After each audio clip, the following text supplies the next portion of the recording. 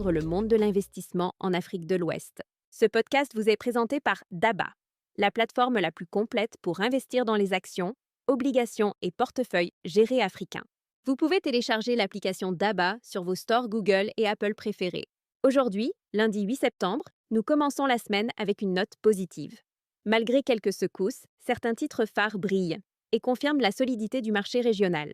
Je suis votre rédacteur Marché DABA et ensemble, nous allons plonger dans les chiffres, les tendances et surtout ce que cela signifie pour vous, investisseurs en Afrique francophone. La bonne nouvelle du jour, c'est que plusieurs actions emblématiques comme Uniwax Côte d'Ivoire, Sicor et SOGB affichent des progressions impressionnantes, attirant l'attention des investisseurs locaux et internationaux. Ces hausses viennent compenser la légère baisse de l'indice global, le BRVM Composite, qui recule de 0,07%. Autrement dit, même si la tendance générale du marché est un peu hésitante, des opportunités claires se dessinent pour ceux qui savent où regarder. Commençons par les indices. Le BRVM Composite termine la séance à 320,63 points, en léger repli de 0,07%. Mais si l'on prend un peu de recul, depuis le début de l'année, cet indice a déjà progressé de plus de 16%. Cela montre qu'à long terme, la tendance reste largement positive. Le BRVM Prestige, qui regroupe les sociétés les plus solides de la cote, s'établit à 133,72 points, en baisse de 0,31%. Pourtant, là aussi, la performance annuelle reste encourageante, avec une hausse de plus de 16% depuis janvier. Le BRVM 30, l'indice qui suit les 30 entreprises les plus liquides et les plus actives, progresse légèrement de 0,18% pour atteindre 156,78 points. Depuis le début de l'année, la hausse est de 13%, un signal de confiance et de stabilité. Qu'est-ce que cela veut dire pour vous, investisseurs? Que même dans un contexte de volatilité ponctuelle, les indices de référence restent bien orientés. Cela signifie que votre portefeuille diversifié garde de solides perspectives si vous êtes exposé aux grandes capitalisations de la région. Maintenant, intéressons-nous aux champions de la journée. Uniwax. Côte d'Ivoire brille avec une progression spectaculaire de 7,45%, clôturant à 865 francs CFA.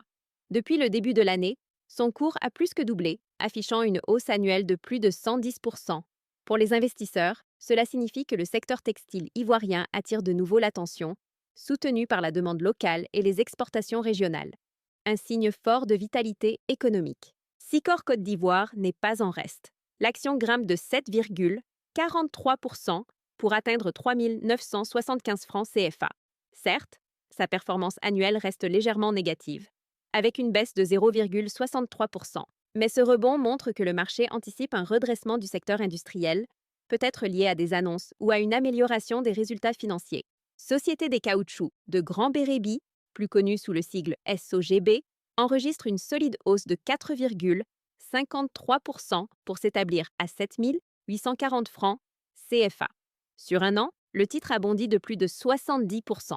Pour ceux qui misent sur l'agriculture et les matières premières, SOGB confirme sa place de valeur défensive et rentable. Bank of Africa.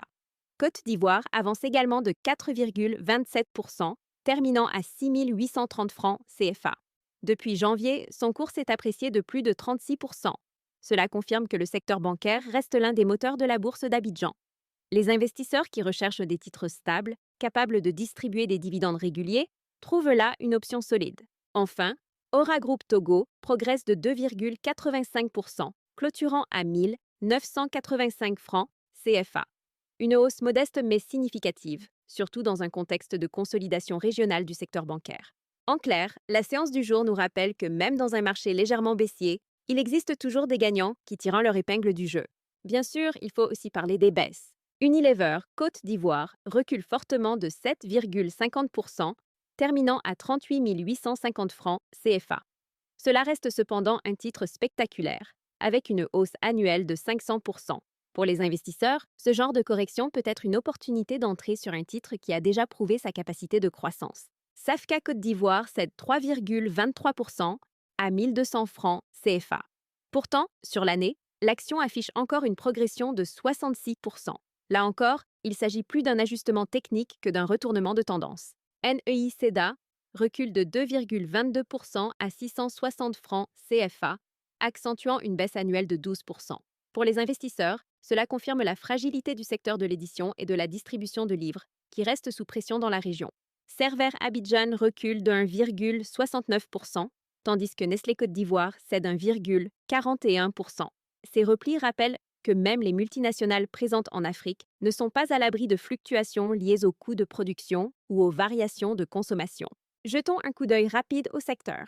Le secteur des services financiers gagne 0,47%, confirmant sa dynamique positive depuis le début de l'année, avec plus de 26% de progression.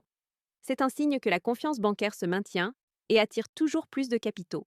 Le secteur agricole progresse de 0,45%, porté notamment par SOGB et Palm Côte d'Ivoire. Cela confirme le rôle stratégique de l'agro-industrie dans la région, particulièrement à une période où les cours mondiaux du caoutchouc et de l'huile de palme sont favorables. En revanche, le secteur de la consommation de base recule de 1,79%, pénalisé par les contre-performances de Nestlé et d'autres valeurs du compartiment. Pour les investisseurs, cela signifie que la hausse des coûts ou les pressions sur le pouvoir d'achat peuvent impacter ces entreprises. Passons maintenant au marché des obligations. Le marché obligataire de la BRVM a enregistré une baisse de plus de 93% des volumes échangés, avec seulement 2573 titres transigés, pour une valeur totale de 23 217 938 francs CFA. Cela reflète un ralentissement ponctuel des transactions, mais il faut se rappeler que le marché obligataire reste un pilier essentiel pour financer les États et les entreprises. Parmi les obligations d'État, notons par exemple l'obligation du Mali à 10 ans, émise en 2024 et arrivant à échéance en 2034, qui reste stable à 10 000 francs CFA, avec une rémunération de 6,50%. Ce genre de papier attire les investisseurs à la recherche de sécurité et de rendement prévisibles. Du côté du Sénégal, les obligations à 8 ans émises en 2023 offrent des coupons autour de 6,15 à 6,50%, également stables. Pour les investisseurs, cela signifie qu'il existe une alternative crédible aux actions, notamment pour ceux qui veulent diversifier leur portefeuille avec des titres à revenus fixes. Enfin, mentionnons les obligations privées comme celle de Petro-Ivoire, cotées à 10 200 francs CFA, ou encore les émissions d'Aura Group et de Sonatel, qui restent actives sur le marché secondaire. Ces instruments offrent aux investisseurs institutionnels et aux particuliers avertis une opportunité de rendement tout en finançant directement le développement du secteur privé africain. Alors, que retenir de cette séance du 8 septembre? D'un côté, les indices généraux marquent une petite pause, mais de l'autre, des valeurs phares comme Uniwax, Sicor, SOGB ou Bank of Africa. Côte d'Ivoire montre que les opportunités sont bien réelles. Les reculs observés sur Unilever, Safka ou Nestlé rappellent que le marché n'est jamais linéaire. Pour les investisseurs particuliers comme pour les institutionnels, le message est clair, la diversification est la clé. En combinant actions bancaires, valeurs agricoles et une dose d'obligations, vous pouvez bâtir un portefeuille équilibré et résilient face aux fluctuations. Et pour vous aider à aller plus loin, n'oubliez pas DABA Pro. DABA Pro, c'est l'abonnement premium qui vous donne chaque semaine des recommandations précises, des analyses détaillées de titres cotés à la BRVM, des données exclusives et des frais réduits pour investir. Avec DABA Pro, vous ne suivez pas simplement les marchés, vous les devancez. C'est tout pour cet épisode. Merci d'avoir écouté le podcast Parlons Marché.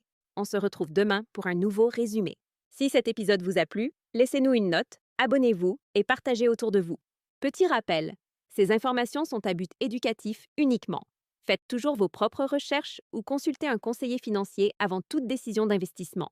Et téléchargez l'application DABA pour commencer à investir dans les actions, obligations et portefeuilles gérés africains et accéder à d'autres contenus utiles. D'ici là, continuez d'apprendre et de faire croître votre intelligence financière.